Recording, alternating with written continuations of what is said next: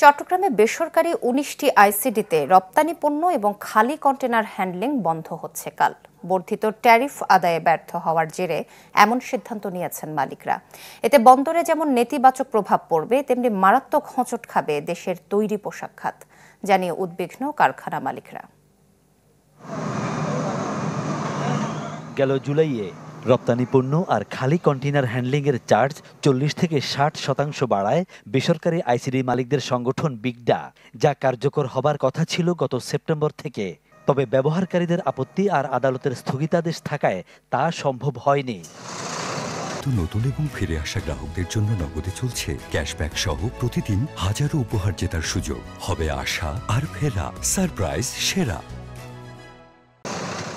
এমন বাস্তবতায় রপ্তানি আর খালি কন্টেইনার হ্যান্ডেল না করার সিদ্ধান্ত নেয় ১৯টি ডিপোর মালিক। জানান ২০১৩ সাল থেকে শ্রমিকের ব্যয় বেড়েছে ১০০ থেকে ১৫০% পর্যন্ত।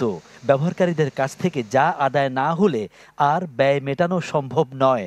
আমরা লস হইলে আমরা এক্সপোর্ট বলে চালাই গেছি। আমরা তো হ্যান্ডেল বন্ধ লাগার করছি, আমরা পয়সা দিতে বেতন দিতে করছে, আমরা তো বন্ধ বলতেছি না ভাই। আমাদের না রাখা তো এক্সপোর্টের দেশের সম্পদ।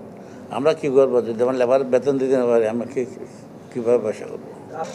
দুটি সেবা বন্ধ রাখার সিদ্ধান্ত নিয়ে ইতিমধ্যে সংশ্লিষ্ট শিপিং এজেন্টদের জানিয়ে দিয়েছে ডিপোগুলো, যা নিয়ে চরম অস্বস্তিতে এজেন্টরা। অবডকগুলো আমাদেরকে ওভার ফোন অবগত করেছেন যে আগামী ১১ তারিখ সকাল ৬টা থেকে তাদের পক্ষে সকল কার্যক্রম পরিচালনা করা সম্ভব হবে না।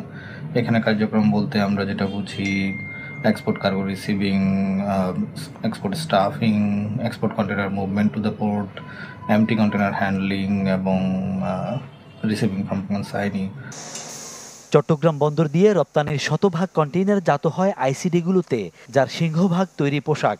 এমনিতেই বিশ্ববাজারে দেশের প্রধান এই রপ্তানি খাত নানা চ্যালেঞ্জের মুখোমুখি। এই অবস্থায় জাহাজীকরণ থমকে গেলে সামনে বড় বিপদ দেখছেন উদ্যোক্তারা। ওনারা নোটিশ দিতে পারতো যে ২ মাসের মধ্যে এটা সমাধান না হলে আমরা পারবো না, অথবা ৩ মাসের মধ্যে না দিলে আমরা পারবো না।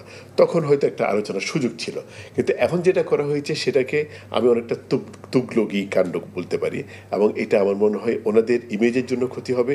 এটা ওনারা একটা বেআইনি কাজ করবেন এবং দেশের অর্থনীতির জন্য একটা ক্ষতিকর একটা ব্যাপার হবে। চট্টগ্রামে ১৯টি আইসিডিতে দিনে গড়ে ২৫০০ কন্টেইনারে রপ্তানি পণ্য বোঝাই হয়। আমদানি আর খালি পণ্যের কন্টেইনার হ্যান্ডেল হয় ১,০০০ করে, যেখানে পণ্যবাহী গাড়ির আনাগোনা হয় প্রায় ৩,৫০০। ফখরুল ইসলাম, চ্যানেল 24, চট্টগ্রাম।